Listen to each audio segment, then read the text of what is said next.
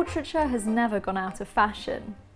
Our desire to defy time and leave an indelible mark, those are ancient instincts. Pay a visit to Duane Hanson's show at the Serpentine and you'll see how radically he has responded to this art historical genre.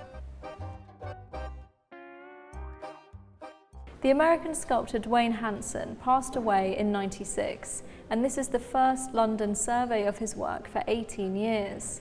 Most of the works on display are the solo figures he created in the final 2 decades of his life. These are hyper-real sculptures cast from live models, reminiscent of the polychrome religious sculptures of the Baroque period. He used polyester resin to imitate translucent flesh and veins, and he added body hair and second-hand clothes from charity shops. We're used to seeing idealised portraits of kings, queens and aristocrats, formally posed and surrounded by symbols of their status. Here we're confronted with the poetry and mystery of ordinary people. Hanson deliberately portrays people who, as he put it, don't stand out. From an elderly couple to a cleaner and a house painter, Hanson commemorates the heroism of the everyday with unsentimental compassion. This was partly inspired by 19th century French realist painters, as well as by pop art's celebration of mass culture.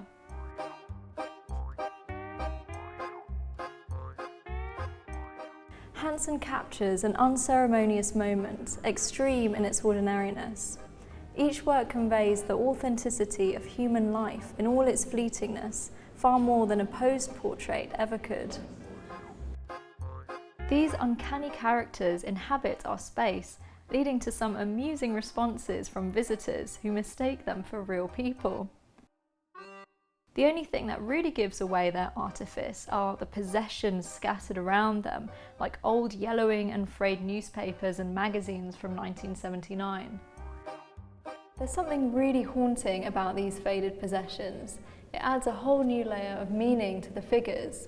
In the 80s and 90s, their power lay in how immediate they felt. Now they're like ghosts, trapped in a single moment, reliving it indefinitely. What really separates Hanson's figures from the average waxwork at Madame Tussauds is not just the choice of subject, it's the melancholy behind their eyes. Each character appears solitary, even the couples, lost in the silent drama of their interior lives. Hanson's figures are unsettling reminders of human fragility and our ultimate aloneness. Today we're both more connected and more isolated from each other than ever as a result of social media.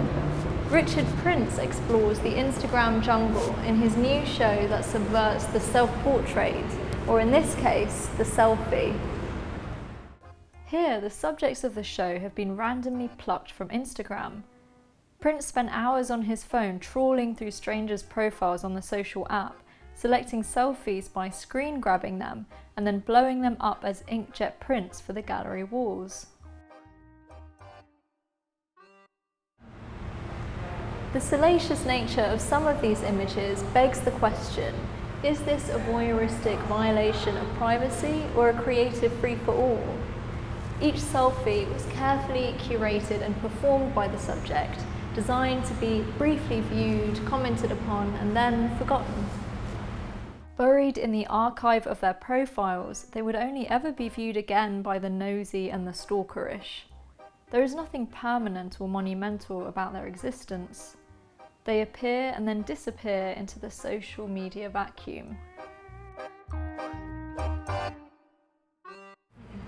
The selfie represents a 21st century need to communicate who we are and for that to be affirmed and accepted, a yearning that Prince taps into and enlarges to absurd Warhol-esque proportions.